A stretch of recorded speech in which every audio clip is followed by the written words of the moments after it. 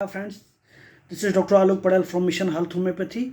Today we are going to doing a very simple case but important. The case is not important how to approach to the patient.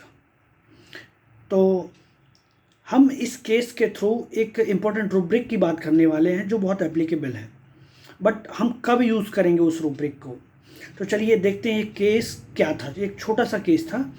वो एक मेरी relative हैं, मेरी cousin हैं, और वो आती हैं किसी एक एलोपैथिक डॉक्टर के पास अपनी कंप्लेंट के साथ कि उनको कुछ दिनों से इरेगुलर पीरियड्स चल रहे हैं, 6 महीने के आसपास से कम से कम।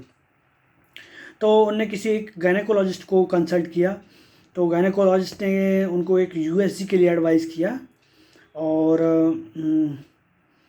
और ये कहा कि ये कुछ दवाइयाँ उन्हें दी, जैसे कि ट्रमेक्सिक एसिड जो होता है ब्लीडिंग को कंट्रोल करने के लिए, और जो इरेगुलर ब्लीडिंग हो रही है और प्रोलॉन्ग ब्लीडिंग हो रही है, इरेगुलर प्रोलॉन्ग ब्लीडिंग हो रही है जो 15 से 20 दिन तक पीरियड कंटिन्यू चल रहा है, तो उसको कंट्रोल करने के लिए उन्होंने ट्रमेक्सिक एसिड दिया था।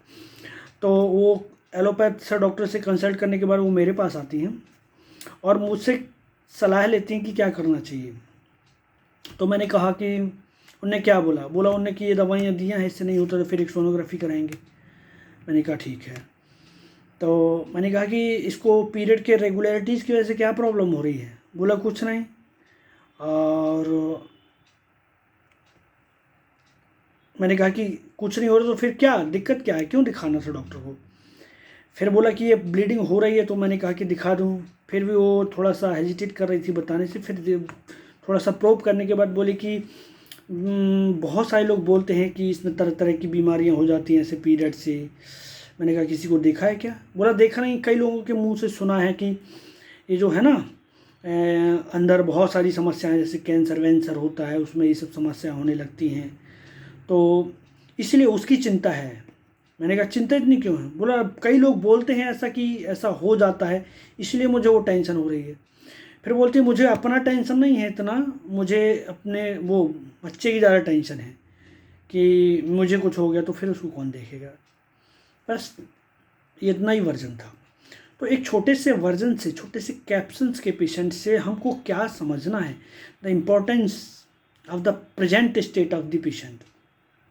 जैसे कि पेशेंट ने कहा कि उसको 2 ही चीज़ें हैं उसके दिमाग पे, कि जो ब्लीडिंग हो रही है उसको लेके ये चिंता कि अंदर कुछ और ना हो जो पता नहीं चल रहा है, और लोग कहते हैं कि ऐसी ऐसी बीमारियां हो जाती हैं, तो उसको एक तो डर है कि कुछ गड़बड़ है, अंदर कुछ गड़बड़ हो सकता है, कुछ गड़बड़ अंदर हो ना जाए, और उस चीज़ का डर जो लोगों ने कहा है कि इसकी वजह से ऐसा इस तरीके की तकलीफ़ें होती हैं, तो ऐसे ऐसी चीज़ें होने की संभावना रहती हैं। तो उन चीज़ों का डर जो लोगों ने कहा, तो लोगों से सुनी हुई बातों का डर, वो जो सुनी हुई बातों पर विश्वास कर लेना, तो उसको बोलते हैं अपन सुपरस्टिशियस।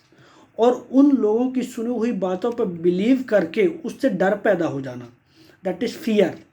तो यहाँ पर ने एक रूब्रिक बनाया, फियर सुपरस्टिशियस, उस पर एक सिंगल मेडिसिन है, और दूसरा रूब्रिक लिया एंजाइटी चिल्ड्रंस अबाउट। तो इन दोनों को क्लब करने के बाद जो मेडिसिन आती है वो है अपनी रस्टॉक्स। फिर रस्टॉक्स का एक डोज देता हूँ। मैंने कहा कि और ट्रमेक्सिक एसिड जो मैडम ने लिखा था एलोपैथिक डॉक्टर ने, मैंने उसको मना कर दिया कि ये नहीं लेना। फिर बोला कि मुझे 1 हफ्ते बाद बताना। वो ब्लीडिंग में ही आई थी, ब्लीडिंग चल रही थी।